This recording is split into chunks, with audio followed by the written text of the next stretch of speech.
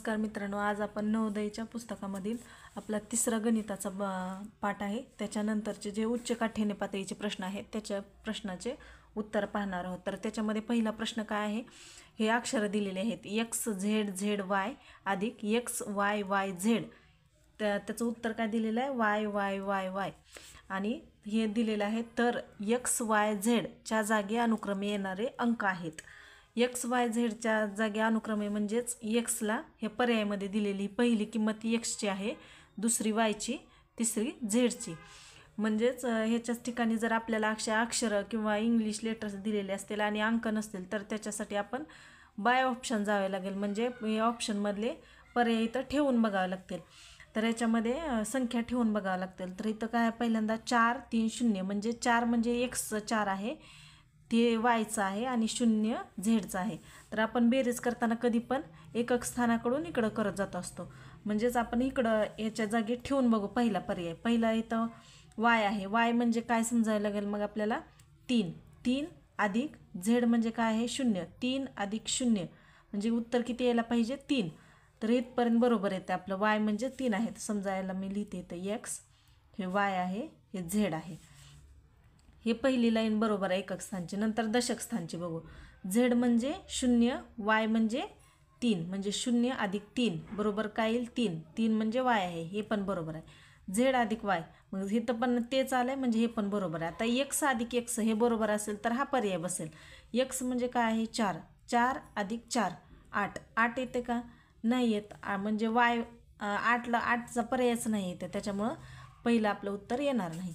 त्याच्यानंतरचं दुसरं आपण ठेवून बघू. इथं वाय अधिक झेड. वाय म्हणजे काय आहे, इथं पण हे एक्सची किंमत आहे, ही वायची आणि ही झेडची. मग वाय म्हणजे काय म्हणलं 4 आणि झेड म्हणजे काय 2. 4 आणि 2 6 येईल आहे, पण इथं वाय म्हणजे 6 येईल आहे. मग 6 म्हणजे वाय आहे का, नाही तर 4 आहे, त्याच्यामुळं हा पण पर्याय गेला. त्याच्यानंतर 3 6 2. मग जर इथं ह्याला आपण एक्स समजलं, ह्याला वाय आणि ह्याला झेड. तर एक्स इथं काय दिलं, वाय आणि झेड. वाय म्हणजे 6 अधिक 2, झेड म्हणजे 6 अधिक 2 8 नाहीच, त्याच्यामुळे 3 नंबर पण येणार नाही. चौथा पर्याय काय आहे 4 8 0. मग ह्याच्यामध्ये बघू आपण, हे 4 म्हणजे हे एक्स, हे वाय आणि हे झेड. वाय म्हणजे काय सांगितलं हे आपण सोडून बघू, कारण आपले पहिले 3 चुकले, त्याच्यामुळे उत्तर हेच येणार आहे. तर एक्स म्हणजे काय आहे 4. नंतर झेड म्हणजे काय आहे 0, झेड म्हणजे 0, वाय म्हणजे 8. आपण ह्या पर्यायाचं स्पष्टीकरण पाहत आहोत. एक्स म्हणजे काय 4, नंतर वाय म्हणजे 8 आणि नंतर झेड म्हणजे 0 म्हणजे 8 अधिक 0 8, 0 अधिक 8 8, त्याच्यानंतर 0 अधिक 8 8, 4 अधिक 4 8. मग आपलं वाय वाय वाय वाय म्हणजेच वाय म्हणजे आपण 8 म्हणलो, त्याच्यामुळे पर्याय क्रमांक 4 बरोबर. असा प्रश्न आला तर हा पर्यायावरून सोडवायचा प्रश्न आहे. आता दुसरा प्रश्न आहे, 72 दशकामधून 10 एकक वजा करून त्यात किती दशक मिळवले असता उत्तर 9 शतक येईल. म्हणजेच आता 72 दशक म्हणजे काय असते बघा. हे एक दशक म्हणजे किती असते 10. म्हणजे आपण एक उदाहरण तुम्हाला सांगते. हे जर समजा 80 असेल तर ह्याला आपण कसं वाचतो, मग ह्याला आपण 8 दशक असं म्हणतो. किंवा इथं जर समजा 900 असेल तर ह्याला आपण काय म्हणतो 9 शतक म्हणतो. मग आपण लक्षात ठेवायचं, एकक जर म्हणलं, जर समजा एक एकक म्हणलं तर एकच येणार. मग तसंच इथं जर दशक म्हणलं, ही संख्या आली आणि दशक म्हणलं का 1 शून्य द्यायचा, शतक म्हणलं का दिलेल्या संख्येवर 2 शून्य द्यायचे, एकक म्हणले का आहे ती संख्या ठेवायची. मग इथं काय म्हणले 72 दशकामधून 10 एकक वजा केले असता. 72 दशक म्हणजेच काय करायचं, मग हे 72 आणि दशक म्हणजे 1 शून्य द्यायचा आणि त्याच्यामधून वजा केले म्हणले काय 10 एकक. 10 एकक म्हणजे 10ला 10च. मग 720 वजा 10 म्हणजेच 710 येईल. तर त्यात किती दशक मिळवले असता उत्तर 9 शतक येईल. म्हणजे उत्तर आपल्याला काय यायला पाहिजे 9 शतक. 9 शतक म्हणजेच 900. म्हणजे ह्या संख्येमध्ये किती मिळवल्यानंतर 900 येईल.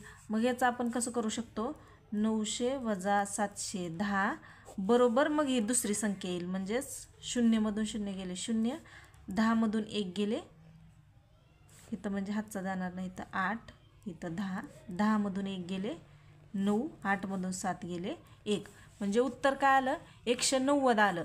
पण आपल्याला पर्यायात 190 आहे का नाही. आणि त्यांनी विचारले पण काय, तर त्यात किती दशक मिळवले असता म्हणले. म्हणजे 190 म्हणजेच किती दशक होईल, 19 दशक होईल. म्हणून आपलं उत्तर पर्याय क्रमांक 3 येईल. म्हणजे ह्यालाच आपण 19 दशक असं पण म्हणतो. त्याच्यानंतरचा पुढचा प्रश्न आहे, 5 अंकी मोठ्यात मोठी समसंख्येस 2 अंकी मोठ्यात मोठ्या मूळ संख्येने गुणले असता येणारा गुणाकार आहे. म्हणजे आता आपल्याला मोठ्यात मोठी कुठली पण संख्या किती म्हणले, 5 अंकी. 5 अंकी म्हणलं का आपण पहिल्यांदा मोठ्यात मोठी संख्या काढू. 5 अंकी मोठ्यात मोठी संख्या. मोठ्यात मोठी म्हणले का जेवढे अंकी म्हणले तेवढे 9 द्यायचे. 1 2 3 4 5. 5 अंकी म्हणले म्हणून 5 9 देणार. 4 अंकी म्हणले का 4 9 लिहायचे. 3 अंकी म्हणले का 3 9 लिहायचे. पण ही संख्या कशा आहे, याच्या एकक स्थानाला 9 आहे, म्हणजे ही विषम संख्या. त्यांनी काय सांगितले, मोठ्यात मोठी समसंख्या म्हणले. मग काय करायचं, ह्याच्या अगोदरचा अंक घ्यायचा. 9च्या अगोदर 8 येणार, बाकीचे अंक तसंच ठेवायचे. म्हणजेच 9 9 9 9 आणि इथं 8 घेऊ आपण. त्याच्यानंतर काय म्हणले, 2 अंकी मोठ्यात मोठ्या मूळ संख्येने गुणले. आता मूळ संख्या सर्वांनाच 100पर्यंतच्या पाठ असतील असं नाही, तर मग आपण कसं काढणार. तर आता मोठ्यात मोठी सुरुवातीला आपण काय करणार, 2 अंकी. मग इथं 5 अंकी म्हणल्यानंतर 5 वेळेस 9 लिहिलं. मग 2 अंकी म्हणल्यानंतर 2 अंकी मोठ्यात मोठी संख्या, 2 अंकी मोठ्यात मोठी संख्या बरोबर 2 अंकी म्हणले म्हणून 2 9 लिहायचे. 99 मूळ संख्या आहे का, त्याच्यासाठी अगोदर तुम्हाला मूळ आणि संयुक्त संख्या माहिती पाहिजेत. मूळ संख्या म्हणजे 1 आणि ती संख्या सोडून ती संख्या कुठल्याच पाड्यामध्ये नसते, म्हणजेच त्याला दुसऱ्या कुठल्या संख्येने भाग जात नाही. मग 99ला तर 3ने भाग जातो, 9ने जातो. त्याच्या अगोदरची संख्या काय घेऊ आपण, 98. 98 ही समसंख्या आहे. मग समसंख्या हे मूळ संख्या येत नाही, कारण याला 2ने भाग जातोच. त्याच्यानंतर 97 येईल. 97 ही मूळ संख्या, 97ला कुठल्याच संख्येने भाग जात नाही. मग जर तुम्हाला पाठ नसेल तर तुम्ही अशा प्रकारे काढू शकता. पण आपण ही काढलेली आहे 97 आली.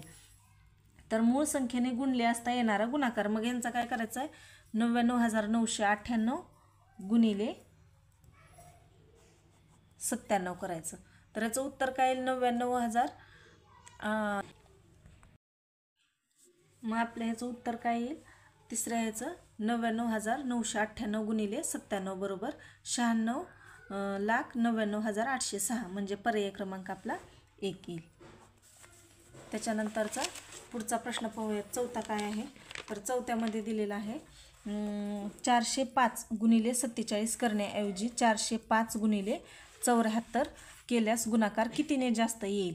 म्हणजे सुरुवातीला अगोदर यांचा गुणाकार करावा लागेल, नंतर याचा गुणाकार केल्यानंतर त्याचे फरक काढल्यानंतर कितीने जास्त आले समजेल. त्याच्यासाठी अगोदर काय करावं लागेल, 405 गुणिले 47. 405 गुणिले 47. मग यांचा गुणाकार काय येतो, 19,035.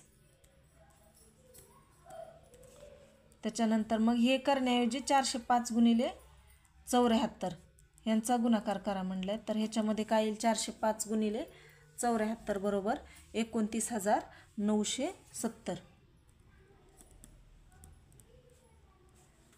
मग 405 गुणिले 47 आणि 405ला 74ने गुणलं म्हणजे ह्याचं उत्तर मोठं येईल. तर ह्याच्यामध्ये कितीने जास्त येईल, कितीने जास्त विचारलं का फरक करायचा. मग काय करावं लागेल, हे आलेलं उत्तर 19,970 वजा 19,035 म्हणजे यांची वजाबाकी काय येईल, 10,935.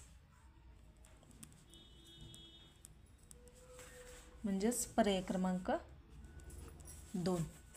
त्याच्यानंतरचा पाचवा प्रश्न आहे 63 म्हणजे 6,363 भागिले 9 या उदाहरणात भाजक 2ने कमी केल्यास भागाकार कितीने वाढेल. भाजक म्हणजे काय, तर आता समजा आपण असा भागाकार करतो, तर इथं 2 आहे आणि इथं 8 आहे.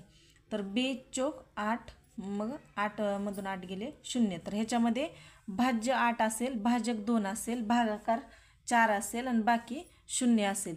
तर मग ह्याच्यामध्ये काय म्हणलं, ह्याच्यामध्ये पण कसं येईल आता, हे 6,363 भागिले 9. तर हे भाजक आहे 9 म्हणजे. तर ह्याला 9ने ह्याला भागायचं. तर चूक काय होते, आपण भागाकार ह्याच्यामध्ये चुकतो. चूक काय करतो आपण, 9 7 63, 9 7 63 म्हणजे 77. भरपूर मुलांचं उत्तर येते. पण ह्याच्यामध्ये काय असतं, तर 9 1 9, 9 7 63. मग त्याच्यानंतर 6ला भाग द्यायचा असतो. मग 6ला भाग जात नाही लहान असल्यामुळे इथं 0चा भाग द्यायचा असतो. म्हणून नंतर त्याच्या पुढचं 3 घेऊ शकतो आपण, डायरेक्ट 3 घेऊ शकत नाही. इथं 0चा भाग द्यावा लागेल. मग नंतर 9 7 63. मग ह्यांचा भागाकार काय आला, 707. मग त्याच्यानंतर त्यांनी काय म्हणले, या उदाहरणात भाजक 2ने कमी केल्यास भागाकार कितीने वाढेल. म्हणजे हे 9मधून 2 कमी करावं लागेल, म्हणजे काय होईल, 7 होईल. मग नंतर काय करावं लागेल आपल्याला, इथं 63 भागिले 9मधून 2 कमी करायचे 7. आता ह्याला 7ने जर ह्याला भागलं, 7 1 7, 7 9 63 9 येईल. त्याच्यानंतर वरच्या प्रमाणेच इथं 6ला भाग जात नाही 7ने, त्याच्यामुळे 0चा भाग घ्यायचा. त्याच्यानंतर ते 6च्या पुढचं 3 घेऊ शकतो आपण. तर काय येईल मग, 7 9 63. म्हणजे ह्याचा भागाकार किती आला, 909. मग ह्याच्यातमध्ये काय म्हणलेलं आहे की या उदाहरणात भाजक 2ने कमी केल्यास, म्हणजे 2ने कमी केल्यास भागाकार कितीने वाढेल. मग ह्याच्यापेक्षा कितीने वाढलं हे काढण्यासाठी कितीने वाढेल ते असं विचारलं का, इथं काय करायचं, ह्याच्यामधून 909 वजा हे पहिलं आलेल्या उत्तरामधून 707 वजा करावे लागेल. म्हणजे ह्यांची वजाबाकी काय येईल, 9मधून 7 गेले 2, 0मधून 0 गेले 0, 9मधून 7 गेले 2. म्हणजे कितीचा फरक आला ह्यांच्या भागाकारामध्ये, 202चा आला. अशा प्रकारे उच्च काठीण्य पातळीचे प्रश्न आपण 5 सोडवून घेतलेले आहेत. व्हिडिओ आवडल्यास नक्की लाईक करा आणि सबस्क्राईब करा.